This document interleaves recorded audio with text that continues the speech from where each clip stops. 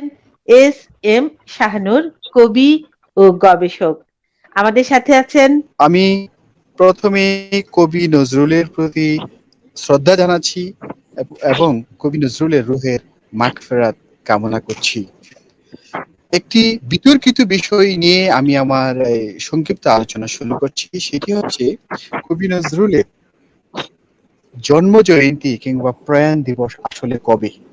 আমরা জানি বাংলা সন তারিখ হিসেব অনুযায়ী নজরুল জন্মগ্রহণ করেছেন 11ই জ্যৈষ্ঠ এবং মৃত্যুবরণ করেছেন 12ই ভাদ্র। বাংলাদেশে কিন্তু গত পরশুদিন অর্থাৎ শুক্রবার 12ই ভাদ্র অনুযায়ী বাংলাদেশের বিভিন্ন সংগঠন, জাতীয় পত্রিকা গুলো বিশেষ পত্র প্রকাশ করেছে, শিরোনাম দিয়েছে সকল সংগঠন গুলো নজরুলের প্রয়াণ দিবস উদযাপন করেছে। এবং আজকে কিন্তু ভারতের পশ্চিমবঙ্গ কিংবা কলকাতা কিংবা বাংলাদেশেও অনেক সংগঠন, এমনকি আমরাও কিন্তু কবি নজরুলের প্রয়াণ দিবস পালন করছি। এটি একটি বিতর্কিত বিষয়, এটির সমাধান হওয়া আসু জরুরি। এই প্রশ্ন এতদিন পরে কবি নজরুলের 45তম প্রয়াণ দিবসে এসে এই প্রশ্ন আসার কথা নয়। এটি আমাদের রাজনৈতিক দৈন্যতা, এটি আমাদের সাংস্কৃতিক দৈন্যতা। পরাধীন ভারতবর্ষে কাজী নজরুল ইসলামের আবির্ভাব ধূমকেতুর মতো শুধু বাংলা সাহিত্যে নয়, বিশ্ব সাহিত্যেও এমন কোনো কবির নাম শোনা যায় না যার নামের সাথে তার লেখা কবিতার নাম একই সাথে উচ্চারিত হয়। একমাত্র কবি কাজী নজরুল ইসলামকে সবাই বিদ্রোহী কবি নজরুল বলে সম্বোধন করে থাকি, যার ললাটে লেপ্টে গেছে তার লেখা সৃষ্টি বিদ্রোহী নামক কবিতা। নজরুল দ্রুহ ভাবাপন্ন অনেক কবিতা লিখেছেন, কিন্তু বিদ্রোহী কবিতার জন্যই তিনি বাঙালির চিরকালের বিদ্রোহী কবি। রুদ্ররসে বলিয়ান যে কবিতা নজরুলকে তার কবি জীবনের শুরুতে খ্যাতির চরম শিখরে নিয়ে যায়, তার নামও কিন্তু বিদ্রোহী। সমূলক হোক আর অমূলক হোক, বিদ্রোহের কোনো স্বীকৃত ব্যাকরণ নেই। বিদ্রোহ স্বতঃস্ফূর্ত, সৎসারিত, সর্বগ্রাসী ও সংক্রামক। আমি যে বিষয়টির এখানে অবতারণা করতে চাচ্ছি সেটি হচ্ছে কবিতার বিদ্রোহী কবিতার শুরু থেকে শেষ পর্যন্ত শব্দ বুননে, বাক্য প্রণয়নে যে বাবুই সুলভ দক্ষতার পরিচয় দিয়েছেন। তিনি শুরুতেই কি বলেছেন? বলবীর, বল চিরোন্নতশীল। শুধু এই বল শব্দটির উপস্থাপনা কৌশল আজও অনুক্ত, অনালোকিত, এবং এই শব্দটি কোথায় থেকে এসেছে আমরা অনেকেই জানি না। নজরুল যেহেতু আমাদের জাতীয় কবি, নজরুলকে আমাদেরকে অবশ্যই অধ্যয়ন করতে হবে, নজরুল সম্পর্কে জানতে হবে, তবে আমরা নজরুলের সৃষ্টিকর্ম সম্পর্কে ওয়াকিবহাল হব। কবিরা বলে থাকেন কবিতার প্রথম লাইন স্বর্গ থেকে আসে, এরপর কবি স্বর্গের সেই লাইন সাজিয়ে কবিতাকে পূর্ণ প্রাণ করেন। কবির বিদ্রোহী সৃজনেও ঐশী বাণী অহির চেতনার প্রভাব বলয় সুস্পষ্ট লক্ষণীয়। তিনি 1921 সালে বিদ্রোহী কবিতা রচনার পর থেকে অদ্যাবধি বিদ্রোহীর পাঠক মাত্রই আমি কিংবা বলবীর কিংবা উন্নত মমশির এর অধিকারী হয়ে উঠি।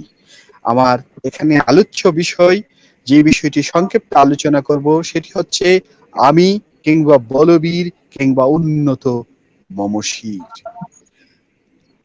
আমরা জানি কবি নজরুল ইসলাম কৈশোরে গ্রামের মসজিদে ইমামতি করেছেন।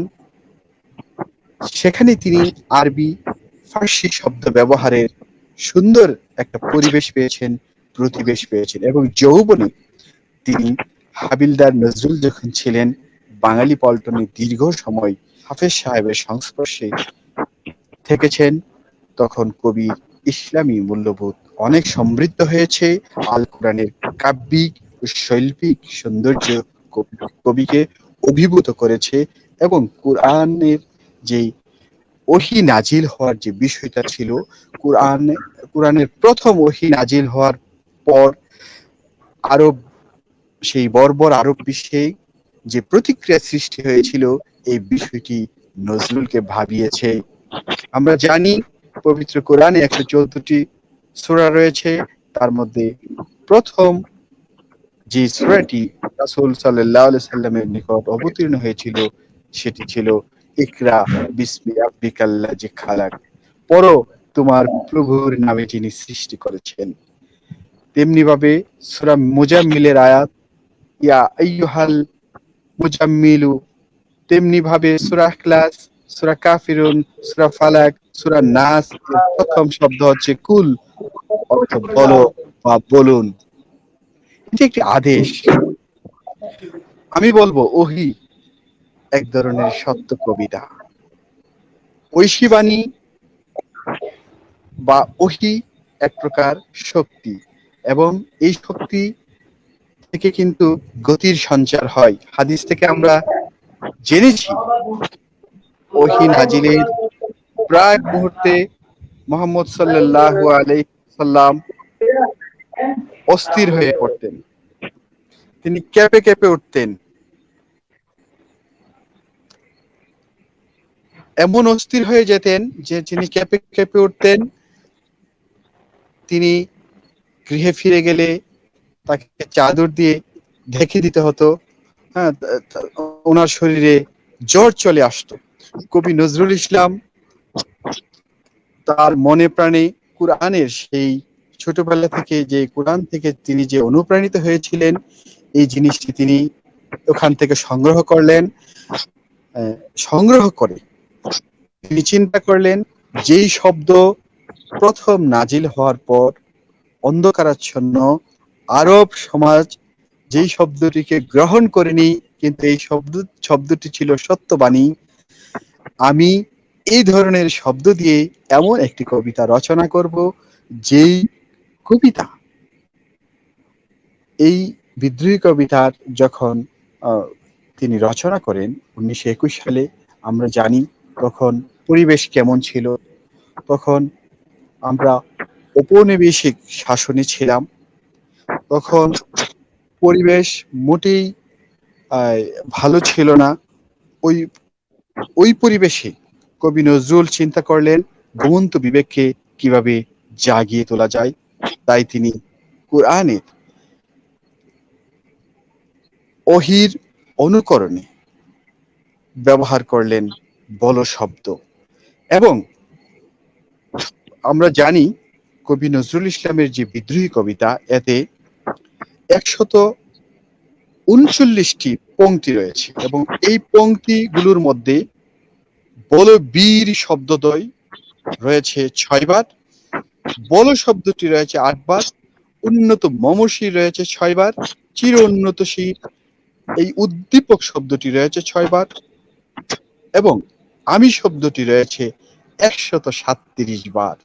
এই আমি কবি নজরুলের আমিত্ব নয়, এই আমি পরাধীন জাতির প্রত্যেকের এক দেহে লীন জাতি, আমি নিখিল বাঙালির বিশ্ব, আমি ওহীর অনুকরণে প্রযুক্ত এই ভঙ্গিটি কবি সফলভাবে প্রয়োগ করতে সমর্থ হয়েছেন।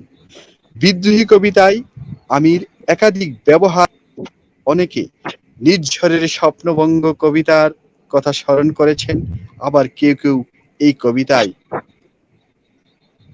ওয়াল্ট হুইটসম্যানের সং অফ মাইসেলফ এর অনুরণন লক্ষ্য করেছেন।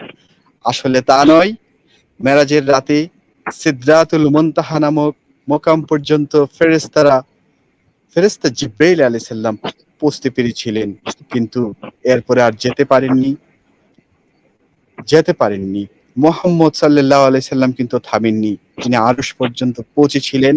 আমাদের নজরুলের মহা আমিও তাই, তিনি বলেন, আমি সহসা আমারই চিনেছি, আমার খুলিয়া গিয়াছে সব বাদ, তাই তার বাধা নেই মহাবিশ্বের মহাকাশ ফারি, চন্দ্র সূর্য গ্রহ তারা ছেড়ে ধুলুক ধুলুক গুলক ভেদ করে অনেক ক্ষুদ্র আমি, এর ঐক্যের অখণ্ড আমি, যা কুরআনের আয়াতে কথিত আমি কিংবা আমরা, এই অর্থে পরম আমি। বিদ্রোহী কবিতায় বারবার বলবীর কিংবা 137 বার আমি আদতে কুরআনের ইকরা অর্থাৎ পাঠ করো কিংবা কুল অর্থাৎ বড় ধরনের আজ্ঞা ও কর্তৃবাচ্যের বাক প্রতিমা, যা অব্যর্থভাবে কার্যকর ভূমিকা রেখেছে জাতির জাগরণে। কবি জানতেন যে কুরআনের ৮২ বার সালাতের কথা বলা হয়েছে, সেই সঙ্গে বহুবার বলা হয়েছে জাকাতের কথা, শুধু হতচেতন আদম সন্তানকে সচেতন আদম হয়ে ওঠার জন্য। ওহির এই কুরআনীয় স্টাইলটি কাব্য প্রকরণে ব্যবহারের দৃষ্টান্তে নজরুল একক, অভূতপূর্ব, অপ্রতিদ্বন্দ্বী। কবি নজরুল এছাড়া অনেক ঐতিহ্য এবং পুরাণ, অনেক মিথ ব্যবহার করেছেন। আমরা ওখানে যেতে চাই না, শুধু এতটুকু বলতে চাই, মাত্রাবৃত্ত মুক্তক ছন্দে কবিতাটি লিখে নজরুল দুনিয়া কাঁপিয়েছেন। কবিতায় তিনি ব্যবহার করেছেন অজস্র যৌগিক শব্দগুচ্ছ, তৎসম, তদ্ভব, আরবি, ফার্সি, গ্রিক শব্দ করেছেন সুসামঞ্জস্য প্রয়োগ। পুরাণ, লোকশ্রুতি, কিংবদন্তি কিছুই বাদ যায়নি তার কলমের খোঁচায় বলবো না, কারণ কাজী নজরুল এই কবিতাটি পেন্সিল দিয়ে লিখেছিলেন। এই কারণে পেন্সিল দিয়ে লিখেছিলেন, তখন তো কলম আমাদের মতো বল পেন ছিল না, তখন ফাউন্টেন পেন ছিল। ফাউন্টেন পেনেরও হয়তো বা আগের যুগ ছিল, কালির দোয়াত থেকে কালি নিয়ে নিয়ে চুবিয়ে লিখতে হতো। তিনি পেন্সিল দিয়ে লিখলেন, তার ভাব, তার মনের যে ছন্দের যে ভাব, এই গতি যেন ছেদ না হয়। আমরা নজরুলের এই প্রয়াণ দিবসে দোয়া করি নজরুলকে আল্লাহ পাক জান্নাতের সুশীতল ছায়া দান করুন, এবং আমরা যারা আছি প্রত্যেকে যেন নজরুলের চেতনায় উদ্বুদ্ধ হয়ে আজকের এই